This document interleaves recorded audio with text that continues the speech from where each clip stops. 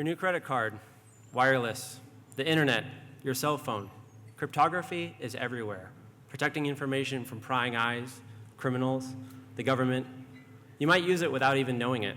Crypto is the act of transforming a plain text information into ciphertext. It's not about hiding the information somewhere, but actually protecting it with some kind of key, be that a password or stored random value. Crypto is also old.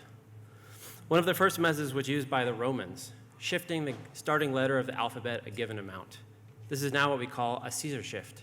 If we encrypt the word ignite, and we move it 13 spaces, it ends up with vvavatug. This cool cat, Thomas Jefferson, invented a cipher wheel for communicating with the other founding fathers. They actually used ciphers while discussing the Bill of Rights, avoiding the British from intercepting and reading their messages, who were actually reading all of their mail at the time.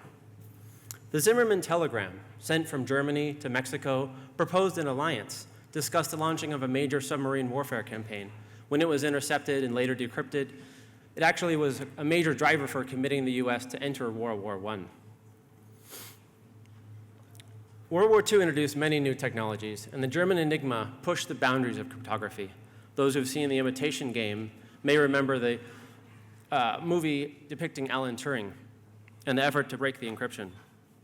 But the encryption actually wasn't published, that information wasn't published until the 1970s, and the majority of the work was actually done by Marek Rajewski, a Polish cryptographer. Breaking the Enigma greatly shortened World War II. The Enigma was broken mainly by exploiting a known plain text attack. This failure of the cipher by its use, not actually by the math behind it, is how many crypto systems actually fail today.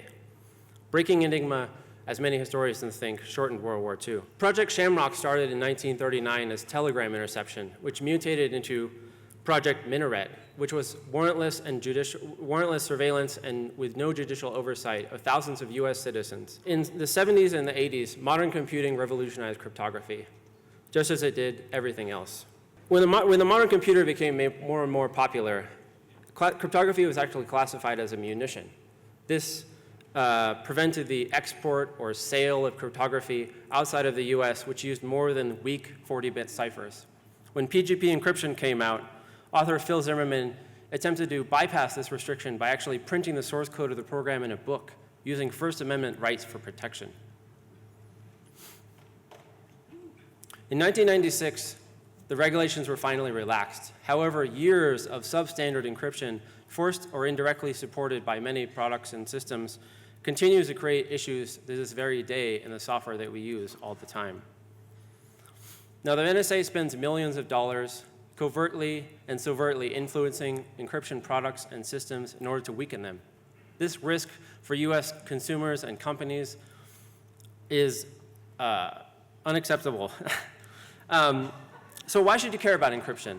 Well, you send letters in envelopes, not postcards. You have curtains on your windows. You want your pictures kept private because some things you want to keep secret even if nobody is looking. Pushed into the limelight with the recent FBI versus Apple case of the iPhone 5, strong defaults and end-to-end encryption are what the FBI has deemed going dark, their lack of easy access to the communications and devices of suspected or convicted criminals. This picture shows a secret room in an AT&T data center in San Francisco where bulk internet traffic was collected using a fiber optic splitter. While some areas of the government may be going dark, a vast amount of information is available through their indiscriminate collection. This shows key stakeholders breaking ground at the $1.5 billion Utah data storage location, one of several by the NSA. You might not think you have anything to hide, but you don't know who's looking. Just as the First Amendment can be used for good and bad, strong cryptography should remain for all.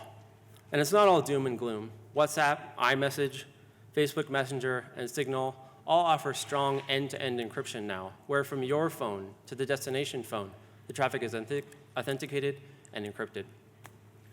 Thanks.